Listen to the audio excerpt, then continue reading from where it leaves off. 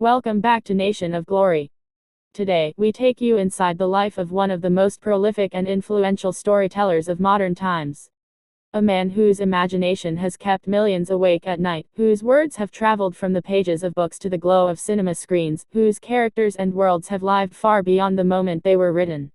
Stephen Edwin King, the master of horror, the architect of suspense, and the man whose name has become synonymous with spine-chilling tales that grip your heart and never let go.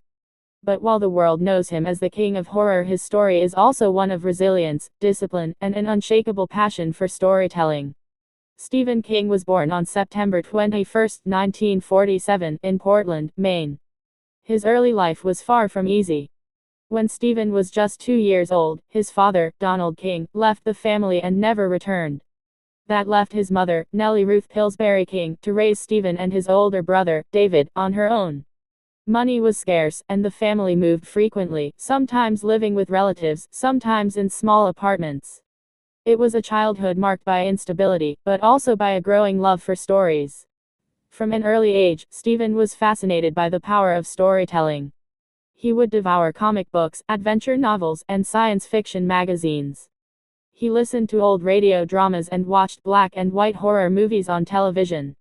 But there was also a darkness in his imagination. As a child, he once witnessed a traumatic event: a friend struck and killed by a train. While King rarely talks about it in detail, some have wondered if moments like that shaped his fascination with fear, mortality, and the fragility of life. Stephen's first attempts at writing were small, but they lit a fire in him. He would write short stories on scrap paper, inspired by the monster movies he loved, and sell them to friends for a few cents. His mother noticed his talent early on and encouraged him to keep writing. At the age of 13, he discovered a box of his father's old books in the attic, many of them horror and science fiction titles. It was like opening a treasure chest, and it deepened his hunger to create worlds of his own. In high school, King began submitting his stories to magazines, collecting a growing pile of rejection letters. He famously kept them pinned on a nail in his bedroom wall until the nail couldn't hold them anymore. He replaced it with a spike. Each rejection stung, but it didn't stop him. He understood that every no was just one step closer to a yes. Stephen King attended the University of Maine, where he majored in English and wrote for the school newspaper. His columns were sharp, funny, and often critical of the world around him. While there, he met Tabitha Spruce, a fellow student and aspiring writer. She would later become not only his wife, but also his lifelong supporter and creative partner. After graduating in 1970, King struggled to find steady work. He took odd jobs: gas station attendant, janitor, laundry worker, anything to pay the bills, while he continued writing in his free time. The rejection letters still came, but King kept going. He sold a few short stories to men's magazines, earning small paychecks, but nothing close to a living wage.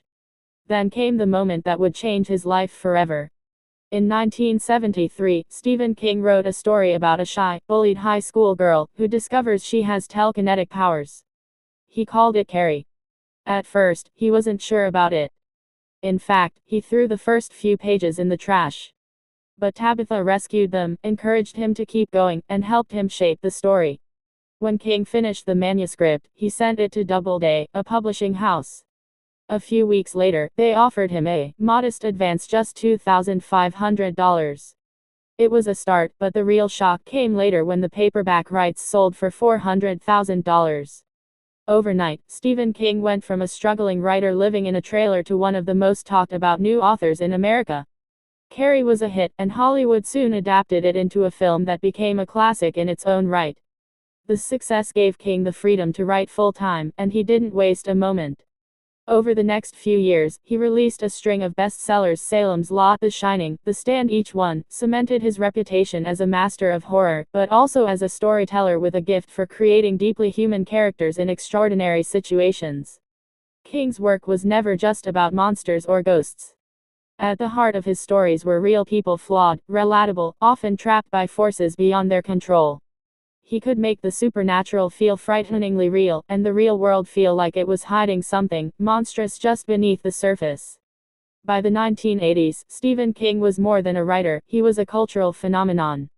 His books dominated bestseller lists, his stories became blockbuster films, and his name on a cover guaranteed sales. But success came with challenges. King faced battles with addiction, struggling with alcohol and drugs through much of the decade.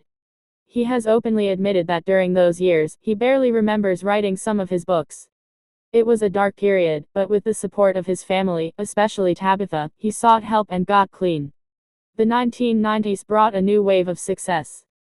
King experimented with different genres, writing fantasy epics like the Dark Tower series, crime thrillers, and even works under the pen name Richard Bachman. He proved that he wasn't limited to horror, he could tell any kind of story and make readers care deeply about it. Films like The Shawshank Redemption and The Green Mile, based on his works, showed the world that Stephen King could create profound human drama without a single supernatural element. Then, in 1999, tragedy struck. While walking near his home in Maine, King was hit by a van. The accident left him with life-threatening injuries: a collapsed lung, broken ribs, a shattered hip, and a leg so badly damaged that doctors considered amputation. Recovery was long and painful, and for a time, King considered giving up writing altogether. But storytelling was in his blood, and he returned to the keyboard, slowly rebuilding his strength and continuing to create. In the years since, Stephen King has shown no signs of slowing down. He has published more than 60 novels, over 200 short stories, and countless essays and non-fiction works. His books have sold more than 350 million copies worldwide, translated into dozens of languages. Many have been adapted into films, TV series, and miniseries, shaping pop culture for generations. What makes Stephen King's legacy so remarkable is not just the volume of his work, but the way he connects with readers. He writes about fear, yes, but also about friendship, love, loss, and the resilience of the human spirit. His stories remind us that the scariest monsters are sometimes the ones inside us, and that even in the darkest moments, there can be light. Today, Stephen King still lives in Maine with Tabitha, still writes nearly every day, and still inspires both new and veteran writers to chase their stories with relentless dedication. He has received countless awards, from the National Book Foundation Medal for Distinguished Contribution to American Letters to the National Medal of Arts, but perhaps his greatest achievement is the community of readers who have grown up with his words and passed them on to the next generation. From the boy who sold homemade horror stories for a dime to friends, to the man whose books fill libraries and movie screens, Stephen King has shown the world the power of perseverance, imagination, and the belief that stories matter. He has proven that even the wildest dreams can be built one word at a time. Here at Nation of Glory, we celebrate not just Stephen King the author, but Stephen King the fighter, the man who overcame poverty, rejection, addiction, and tragedy to become one of the most beloved storytellers in history. Thank you for joining us in honoring the King of Horror and the Master of Storytelling. If you enjoyed this journey through his life, please like this video, share it with your friends, and subscribe to Nation of Glory for more inspiring stories of legends who have left their mark on the world.